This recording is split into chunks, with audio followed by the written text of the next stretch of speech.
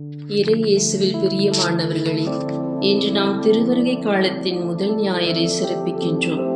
இன்றைய வாசகங்கள் இயேசு கிறிஸ்துவின் இரண்டாம் வருகையின் நிச்சயமற்ற நேரம் மற்றும் நாம் எப்போதும் வெளிப்பாகவும் ஆயத்தமாகவும் இருக்க வேண்டியதின் அவசியத்தை பற்றி வலியுறுத்துகின்றன. திருவருகை காலம் இரண்டு பண்புகளை கொண்டது. ஒன்று, இயேசு இவ்வுலகில் முதல் முறையாக வந்த நிகழ்வை கொண்டாட மக்களை தயாரிக்கிறது. இரண்டாவது, வரவிருக்கும் இயேசுவின் இரண்டாம் வருகையை ஆவலுடன் எதிர்பார்க்க மக்களை தூண்டுகிறது. திருவருகை காலம் எதிர்பார்ப்புடன் கூடிய மகிழ்ச்சியின் காலமாக அமைகிறது. திருவருகை காலம் இறைவனுக்காய் காத்திருக்கும் காலம். நமது இதய குடிலில் இறைவனை வரவேற்க ஜெபம் தபம் செய்து நம்மை ஆயத்தப்படுத்தும் காலம் இது. இருளின் ஆட்சிக்குரிய செயல்களை களைந்துவிட்டு ஒளியின் ஆட்சிக்குரிய படைக்கலங்களை அணிந்து கொள்வோமாக என்று மனமாற்றத்திற்கு அழைப்பு விடுகிறது. இன்றைய இரண்டாம் வாசகம் ஆயத்தப்படுத்துதலிலும் சீரமைப்பதிலும் தான் மனமாற்றம் நிகழ்கிறது.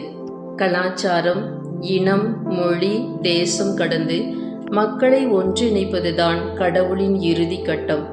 வேற்றினத்தான் பலர் அங்கு வந்து சேர்ந்து, புறப்படுங்கள், ஆண்டவரின் மலைக்கு செல்வோம், யாக்கோப்பின் கடவுளின் கோவிலுக்கு போவோம், அவர் தம் வழிகளை நமக்கு கற்பிப்பார், நாமும் அவர் நெறிகளில் நடப்போம் என்பார்கள் என்று எசாயா கூறுகிறார்.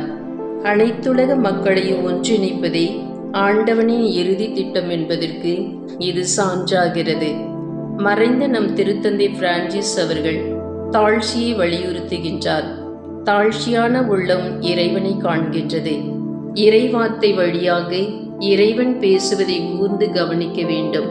விழிப்பாயிருங்கள், ஏனெனில் உங்கள் ஆண்டவர் எந்த நாளில் வருவார் என உங்களுக்கு தெரியாது என நற்செய்தி வாசகம் நமக்கு எச்சரிக்கை விடுக்கிறது.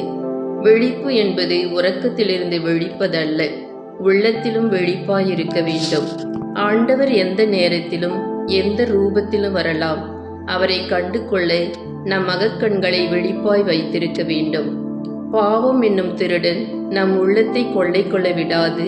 அன்பு, அமைதி, இரக்கம் போன்ற நற்குணங்களால் நம் உள்ளத்தை அலங்கரித்து உண்மை இறைவனின் வருகையை எதிர்நோக்கி காத்திருக்க முயற்சி செய்வோம். திருவருகை காலம் நம்மை தூய்மைப்படுத்தி புனித வாழ்வுக்கு அழைத்து செல்லும் கருவியாய் அமையட்டும். திருவருகை காலம் மனமாற்றத்தின் காலம் என்பதனை உணர்ந்தவர்களாய் பிறர் வாழ்வில் நம்பிக்கை தீபம் ஏற்றும் நல்லவர்களாய் வாழ்ந்திட நம்மையே அர்ப்பணிப்போம்.